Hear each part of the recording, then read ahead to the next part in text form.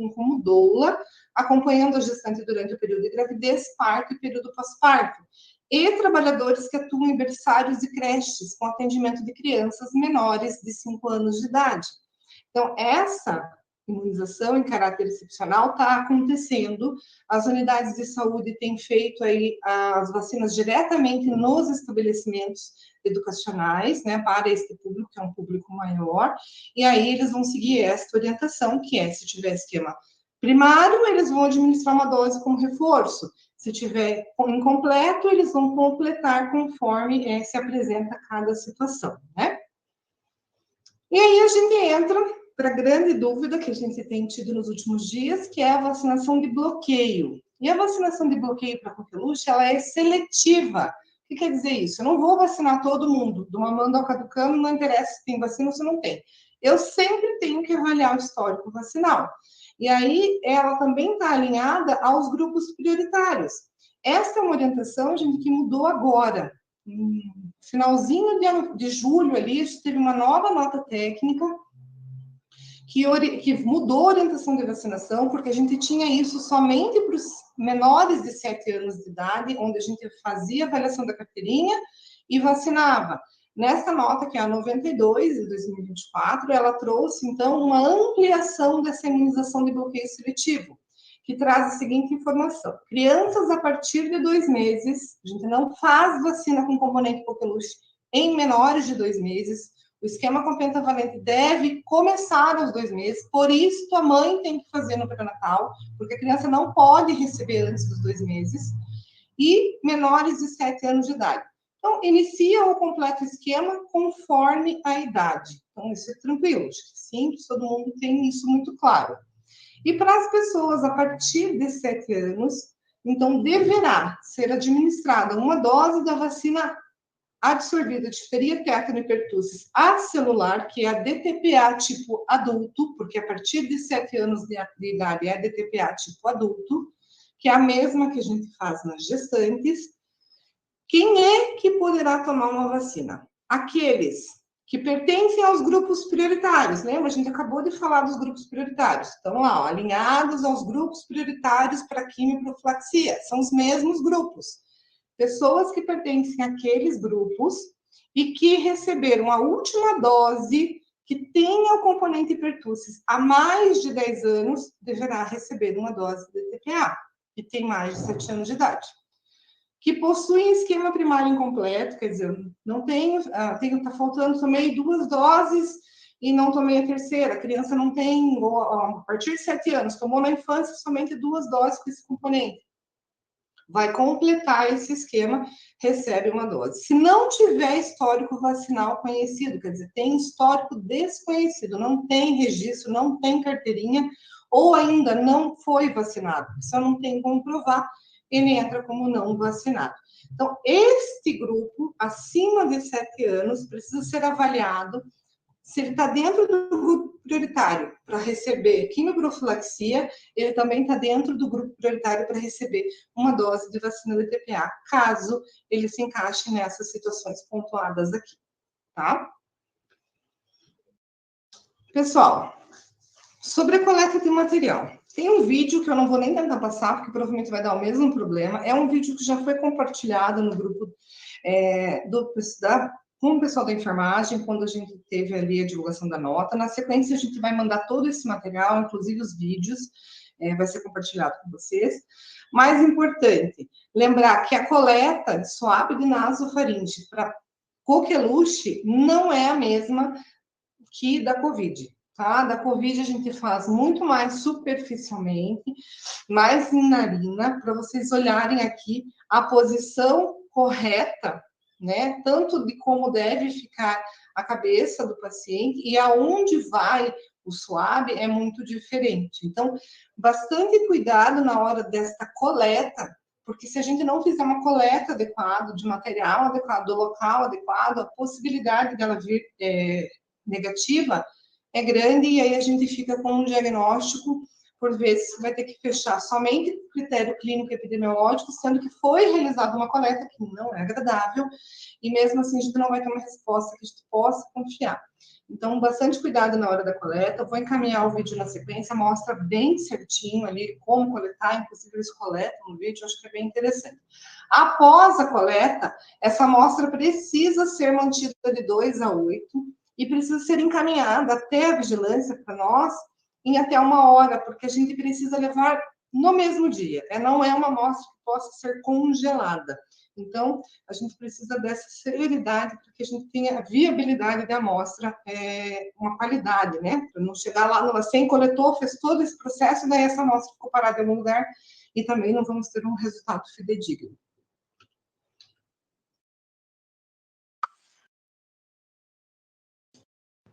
Aqui é a requisição do LACEN, então, lembrar dos campos que são importantes, tem que vir preenchidos. Se não tiver requisição do LACEN, não tem como a gente mandar, é a ficha de notificação e a requisição do LACEN, tá? Isso é importante, precisa vir junto.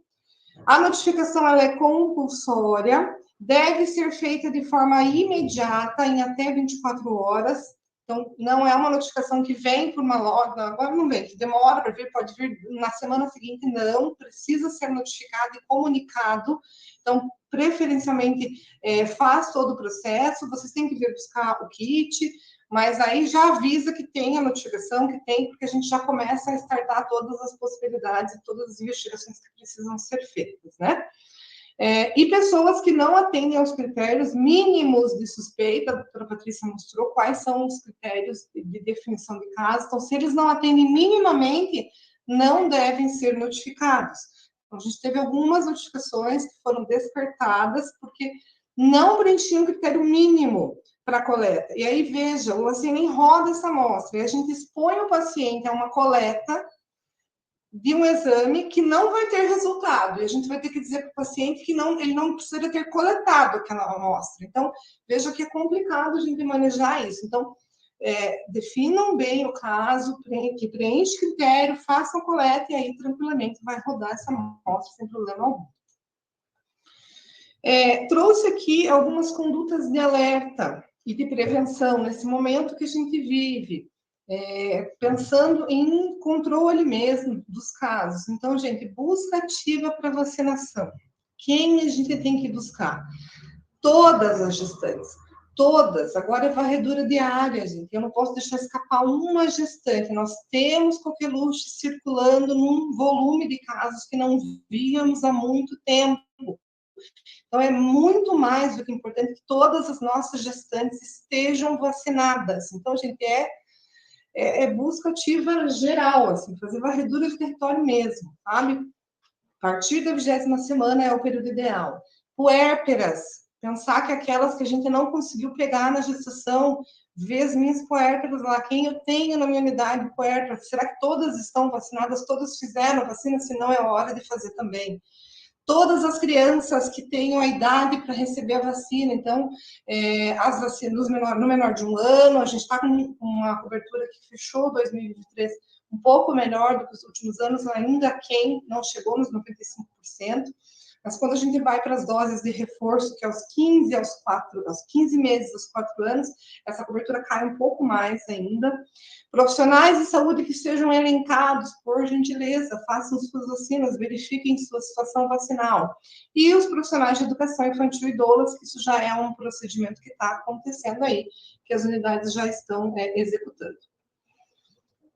Outras condutas importantes, orientar controle de visitas. Então, na orientação de pré-natal, orientar que pessoas que tenham sintomas respiratórios evitem visitar recém-nascidos, né, gente? É meio óbvio que precisa ser dito, né? Mas vamos pensar que agora, mais do que nunca, adultos podem fazer um quadro um pouco diferente, mas, né, não é só coqueluche que a gente passa para bebê, né? Passa um monte de coisa que agora não é hora. Notificar e investigar imediatamente, então esse é um ponto importante, em até 24 horas, casos suspeitos confirmados, orientar o isolamento, a doutora Patrícia falou, realizar a coleta de secreção e realizar quimioprofilaxia pós-exposição e a vacinação seletiva. São os pontos de condutas de alerta que o Ministério traz para a gente também. De tudo que a gente passou hoje, eu queria deixar aqui alguns pontos bem importantes, que eu acho que é o que a gente precisa sair daqui, dessa reunião gravado, que é o atendimento e tratamento imediato na suspeita. Então, não aguarde resultado do exame para tratar, a doutora Patrícia frisou bem isso. a busca ativa de todos os comunicantes. Os sintomáticos, gente, se eu tenho um contato que tem sintoma, ele não é contato mais. Vamos lembrar da Covid, é a mesma coisa. Se eu tenho um contato que está com sintomas característicos, ele passa a ser doente, então ele passa a ser caso suspeito. E aí ele vai entrar no fluxo de caso suspeito. Eu realizo a quimioprofilaxia de todos os comunicantes conforme o risco de adoecimento e exposição, que a gente já falou o que é. Realizar a vacinação seletiva em todos os comunicantes, então avaliar todos quanto à necessidade e indicação da vacina, rastreamento no território com vistas a vacinar os públicos prioritários, principalmente menores de 7, gestantes e puérperas, e o monitoramento do território após o caso confirmado por 42 dias. Esse é o prazo que, após o último caso confirmado, a gente, por até 42 dias, ainda pode estar aparecendo casos derivados deste. Então, a gente mantém essa vigilância no território, com esse alerta, no sentido de estar percebendo novos casos que possam aparecer. Disso tudo que a gente falou, a gente reviu, então, a questão do fluxo, como fica o fluxograma de atendimento na suspeita de coqueluche no município. Então, aqui tem a definição de caso, que a gente trouxe lá. Se o paciente preenche critério para coqueluche, se ele não preenche, a gente vai dar os devidos encaminhamentos, só que de direito tem, então, avaliar e verificar realmente essa caracterização do caso. Se preenche, ele passa por assistência médica, inicia o tratamento, e aí tem duas situações que acontecem meio que concomitantemente. Primeiro, que é realizar a investigação laboratorial, que vai para as coletas de exames, e realizar a notificação compulsória. Então, vamos primeiro para a parte de atendimento. Realizou a investigação laboratorial, fez a coleta, já tinha prescrito aqui.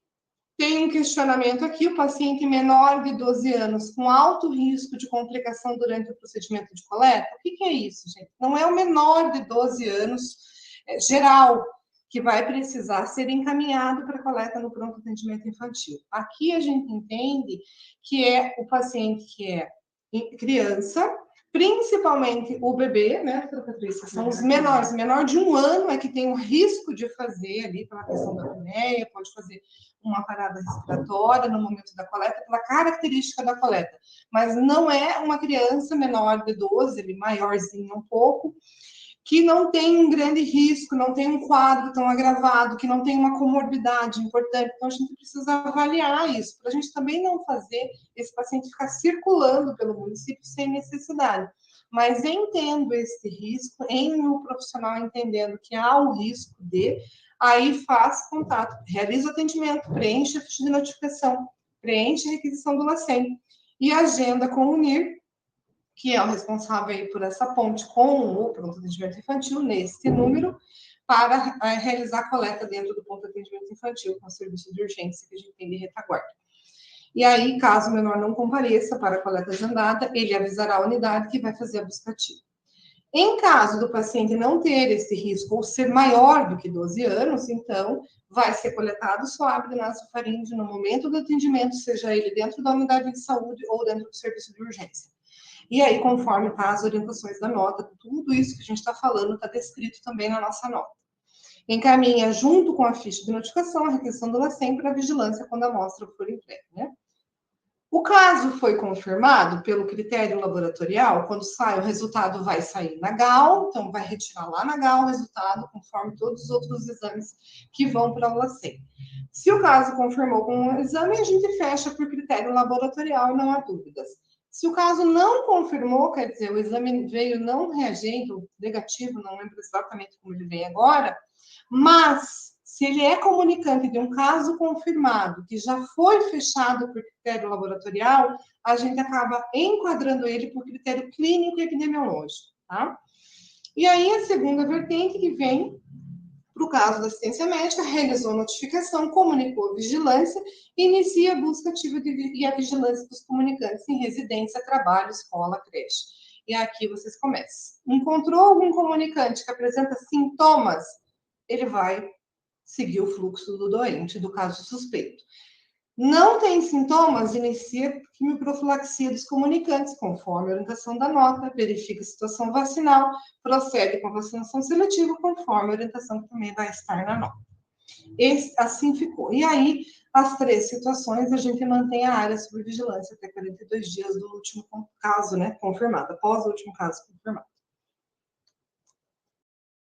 Pessoal, deixa eu sair aqui.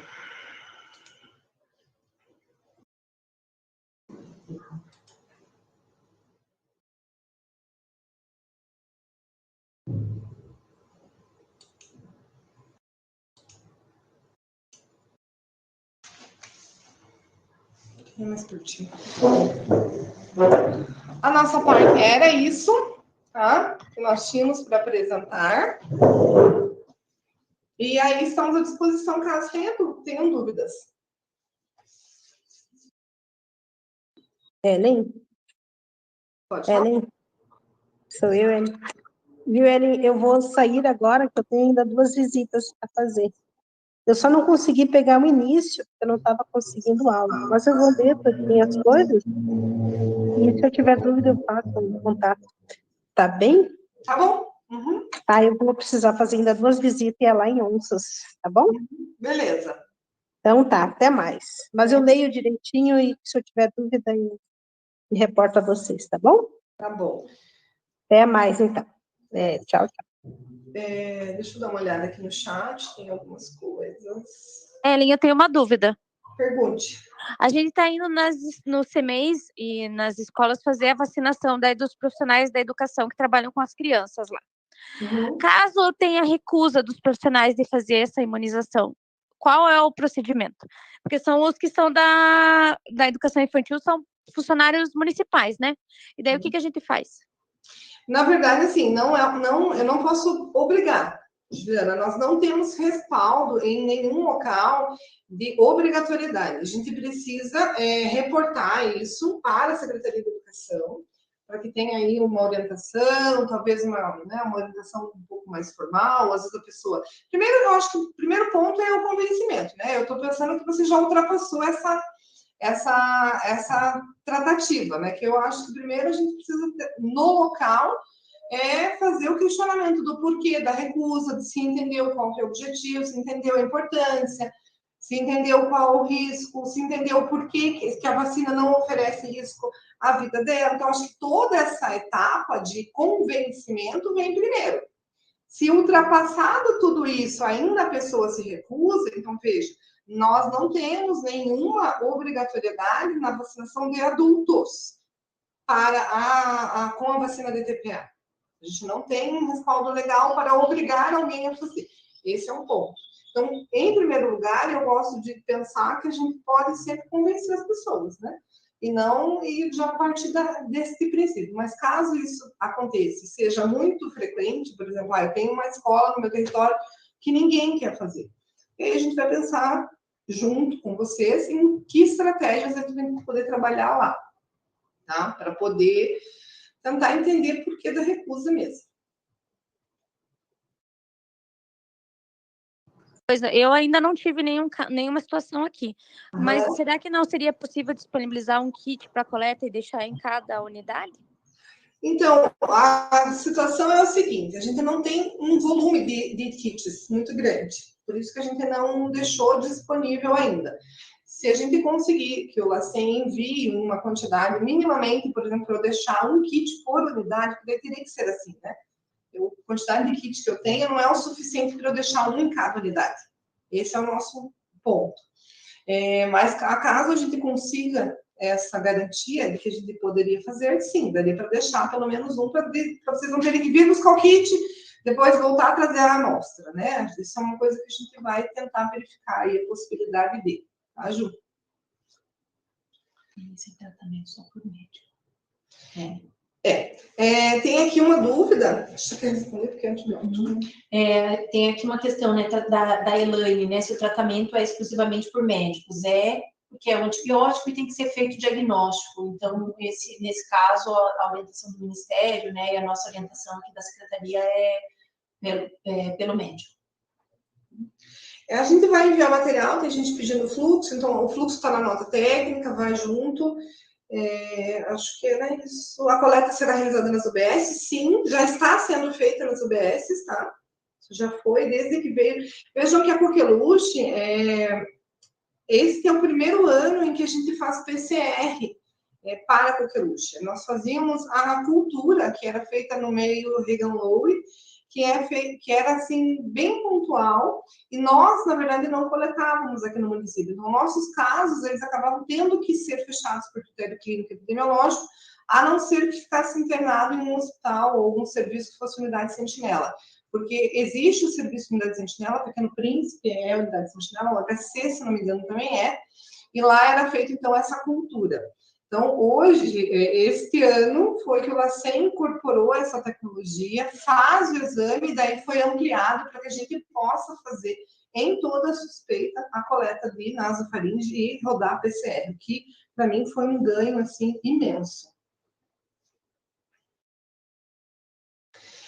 Então, assim, em relação aos horários de laboratório, o que acontece? A gente não pode ficar com essa amostra, ela precisa ser encaminhada ao LACEN em até 24 horas, ela tem que chegar lá com tempo de ser analisada dentro desse período. Então, prioritariamente, vocês podem trazer para a gente, por exemplo, eu posso trazer bem no final da tarde, porque a gente no outro dia, bem cedinho, a gente tem que levar. Então, é isso. Normalmente, quando vocês trazem para nós, ela está indo no mesmo dia. Então, quando ela chega, se chegar, por exemplo, um horário perfeito, até as 11 da manhã, mas a gente sabe que pode ser que tenha coleta à tarde. Então, a gente vai ter que se programar para levar essa amostra já no dia seguinte, bem cedinho. Porque ela precisa estar no LACEN em 24 horas. Tá? Neste momento, como são ainda casos pontuais, dessa forma que está funcionando, a gente vai manejando assim. Caso isso também acabe tendo aí um volume muito maior do que a gente espera ou do que a gente acha que pode acontecer, a gente vai ter que rever os fluxos daí, né? Pessoal, se quiserem abrir o áudio de vocês e perguntarem, fiquem à vontade, viu? A gente vai disponibilizar o material.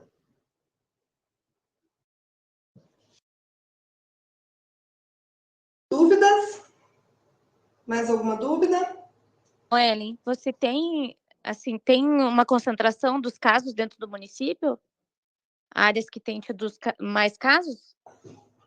A gente teve... eu não acho que a gente, com esse N de 8 casos, a gente possa dizer que é mais num lugar ou em outro. O que a gente percebeu, obviamente, equipes mais sensibilizadas acabam fazendo mais diagnósticos, então essa é uma tendência. E a gente teve uma situação que foram 3 casos na mesma família. Então, concentrou numa unidade, mas é porque eram todos da mesma família. Então, eu acho que ainda está muito cedo, Ju, para a gente dizer que tem aí um local circulando mais do que o outro, com esse número de casos que a gente está tendo até agora. Ellen? Tá me ouvindo? Ellen? Estou ouvindo, estou ouvindo. Oi, é a Raquel aqui do Boqueirão. Sexta-feira, a gente teve uma situação que uma diretora de escola veio trazer a filha dela para fazer vacina do TPA e passar para a gente investigar, porque ela foi contato de uma criança que positivou coqueluche. Uhum. E a criança estava assintomática. Daí a diretora perguntou o seguinte: se nessa escola todos os professores teriam que vacinar, ou professora da sala de aula, ou qual seria a orientação? Porque é um colégio estadual. Então, assim, eles não estão dentro, o colégio estadual atende crianças acima de 5 anos de idade. Então, eles não estão dentro do grupo que é hoje alvo para vacinação excepcional, como eu falei na apresentação.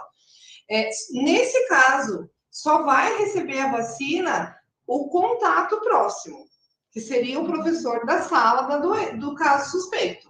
Se ela tiver critério para ser vacinada, está ali dentro do critério, é contato próximo, tem um risco de transmissão, ela não tem a vacina, vou olhar lá o histórico dela, ela não tem, esta entraria como uma vacinação de bloqueio seletivo, mas somente ela, porque a gente está analisando os contatos. Tá? Teve uma pergunta aqui: paciente com sintomas de vacinação incompleta, precisa aguardar para vacinar? Sim. Primeiro, porque a gente precisa descartar a possibilidade de ser, né? Lembrar que as vacinas, elas não podem ser... A gente evita atribuir as vacinas a algo que não sejam delas. Então, na situação, tem suspeita de que o paciente tem coqueluche, a gente primeiramente resolve a questão da suspeita da coqueluche, para depois a gente proceder à vacinação.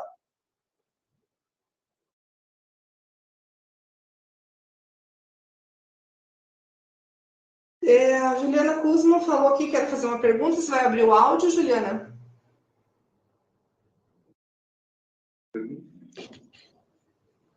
Ellen? Pode falar. É Reni? Tudo bem? Tudo, e você? Tudo. A respeito da coleta noturna, como que irá acontecer? Porque tem um prazo certo, né, para entregar, e a coleta, como que vai ficar? Como que vai proceder no PAI? É a mesma situação, Reni, tá? Se vocês coletarem, a gente precisa encaminhar o quanto antes. Então, vamos pensar que vocês coletaram após as 17 horas, né? Que a epidemia aqui já não está mais aberta. Mas, vocês coletaram, a gente pode fazer a busca ali, a gente já faz, né? Todos os dias pela manhã, na verdade, todos os dias não, segunda, quarta e sexta, a gente busca as amostras de SRAG, né? Dos pacientes com SRAG, que são para vírus respiratórios. Então, no caso de vocês realizarem a coleta, só armazenar essa amostra entre 2 e 8 e já imediatamente comunicar, ali, vocês podem comunicar ao plantão que tem uma coleta de coqueluche. Na situação pontual do hospital da UPA, daí, né? Essa situação se aplica aos serviços de urgência. Então, vocês comunicam ao plantão que tem aí uma amostra de coqueluche para ser retirada. E mantém o armazenamento de 2 a 8 daí. Tá bom, obrigada.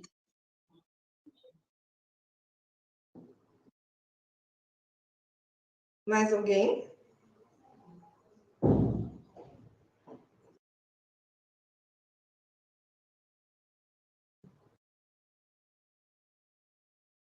Pessoal, se não temos mais dúvidas, a gente vai encerrar.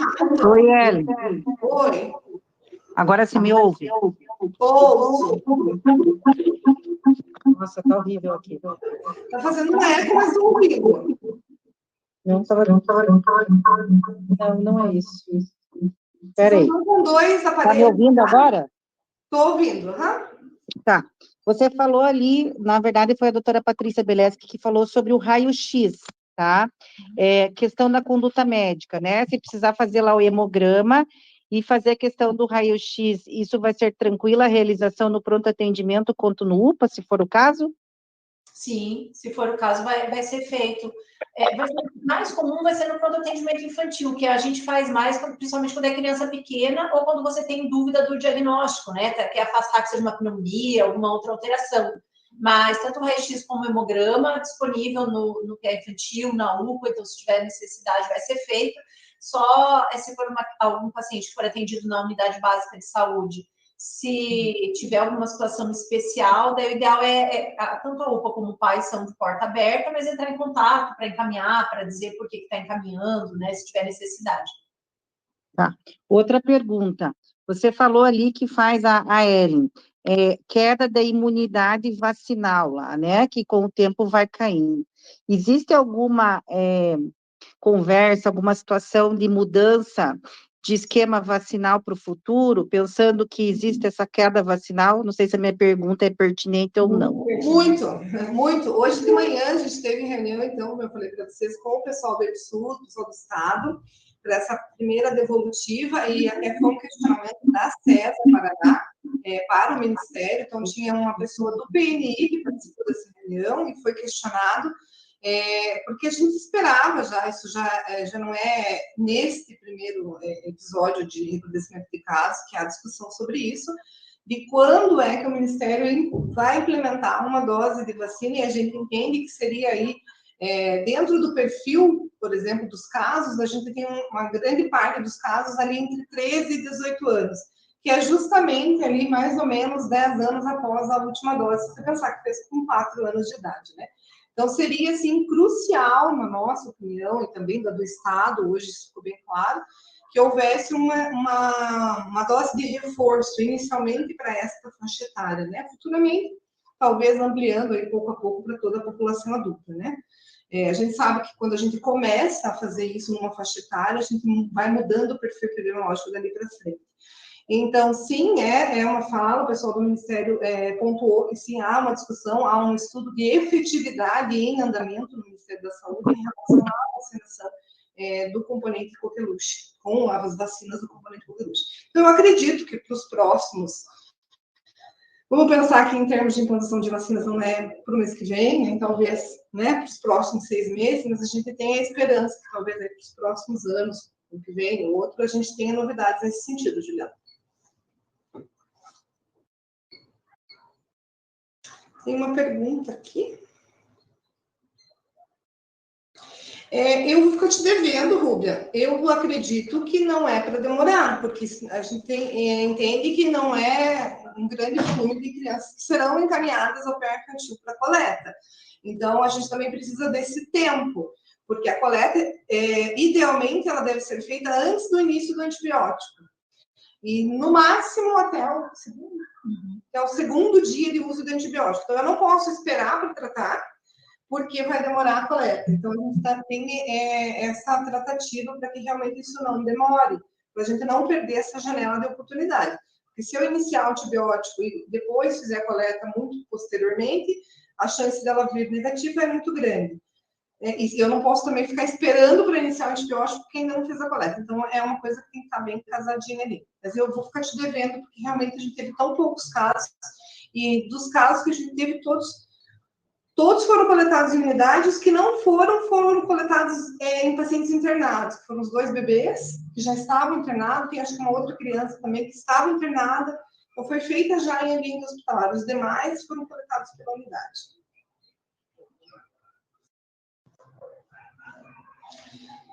Tem uma lista de presença? Não, não vai ter. Não vai ter, porque é uma reunião, não é uma capacitação, não vai ter. Qual o tempo de liberação do laudo pelo LACEN? Está demorando em torno de 5 a 7 dias, por enquanto. Por enquanto, mais ou menos isso.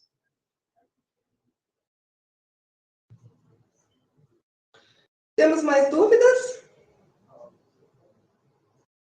Pessoal, se não temos dúvidas, agradecemos a presença de todos, estamos à disposição se tiverem dúvidas. O material a gente encaminha na sequência aí para vocês, a gente vai disponibilizar nos grupos, vai disponibilizar para que chegue para todo mundo aí, tanto a nota técnica quanto a apresentação e os vídeos que não deu para passar, infelizmente. Tá bom? Agradeço a todos e até a próxima. Obrigada, até.